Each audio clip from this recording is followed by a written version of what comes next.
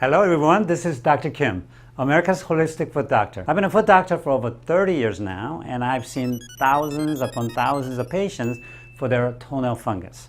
So I'm what you would call a fungus expert. Toenail fungus is a sensitive subject for many, and it can be uncomfortable, embarrassing, and sometimes downright unpleasant to look at. In this 4-part video series, I would like to share with you how to holistically cure toenail fungus.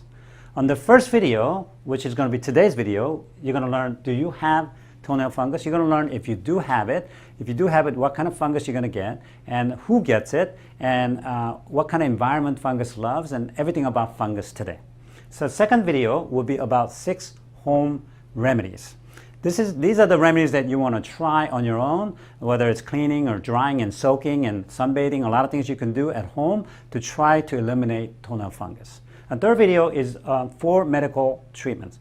Now you tried already your home remedies and it has not really worked out very well for you, then you need to go visit your foot doctor.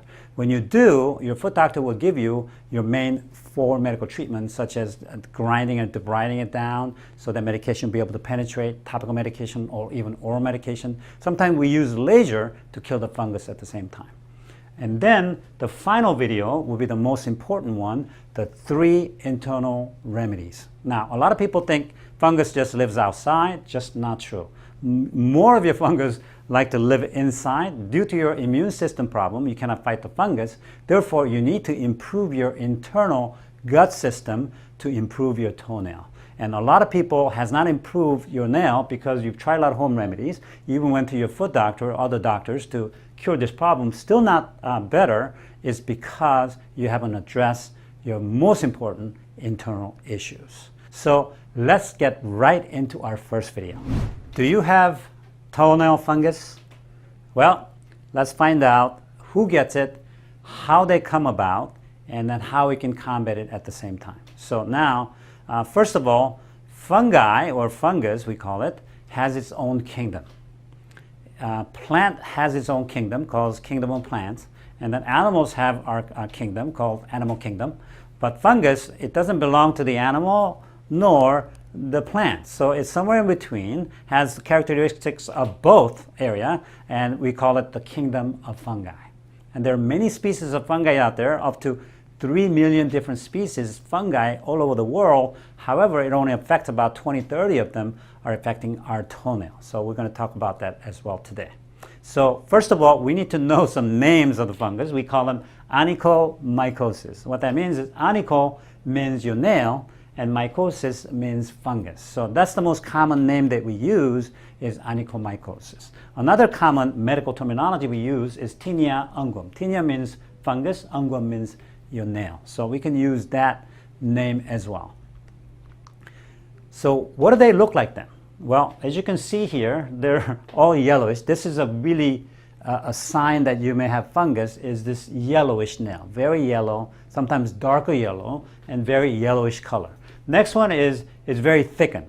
The reason it's thickened is because it loves the moisture. It sucks all the moisture out of the way, so it literally puffs up the nail and separate between different layers of the nail, make it very thickened. And then because of that, they crumble. They crumble. A lot of yellow powder comes out of this whole area, and that's what makes it very contagious, because you can leave some of that all over the place, or airborne. You're going to find out a little later on, so that it becomes very contagious. Also, sometimes it looks black, sometimes it looks green. I've seen green ones that are candida or yeast that are green ones as well. So many different colors, very ugly and thick and not looking very healthy. Okay, and that's your nail, and that's what they look like on the fungus toenail.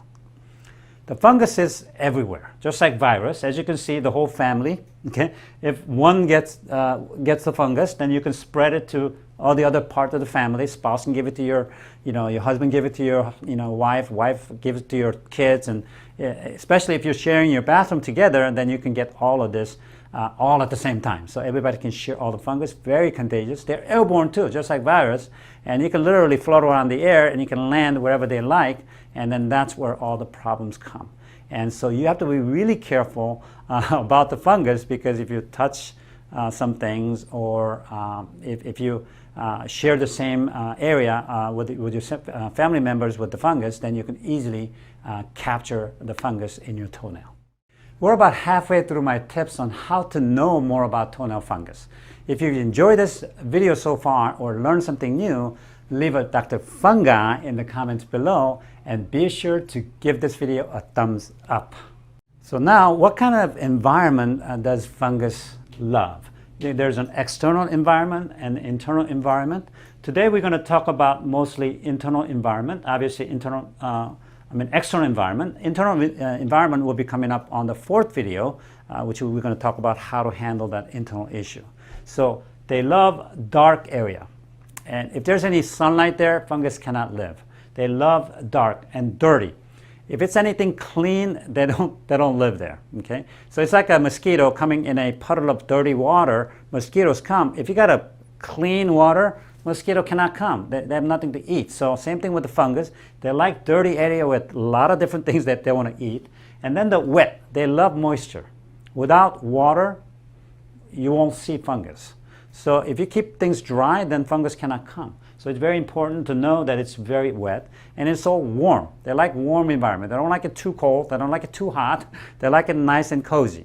And the perfect environment, as you can see here, will be your old athletic shoes. Why? It's dark in there, it's dirty, and then it's sweat a lot in there, very wet, and then it's nice and cozy and warm. And they love your shoes. So this is very important for you to know, that you have to avoid making your shoes looking like this, because they love fungus and it lives in there and want to stay in there, doesn't want to go anywhere.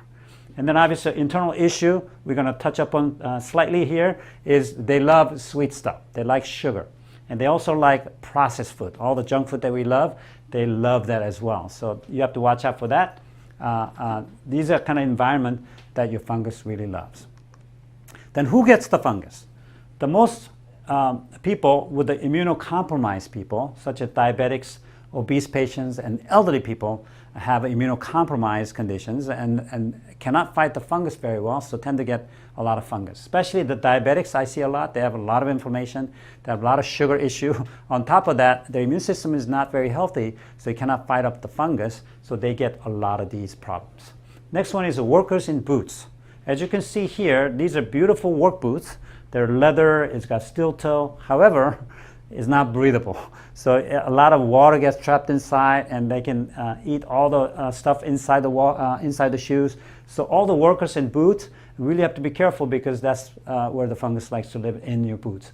Athletes, obviously, you sweat a lot. You're dirty. You're using it all the time, and you're constantly, kind of wearing your shoes out. So that creates an environment for the fungus to grow at the same time. And traumatized nails are the ones that I see in my office a lot. Obviously, I see a lot of athletes, a lot of workers too. But the people injure their toenail.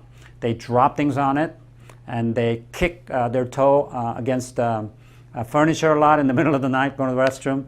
And a lot of different trauma and injuries can make the nail fall off or bleed underneath the nail. It goes black and blue. And then when that happens, all the dry blood, they love dry blood.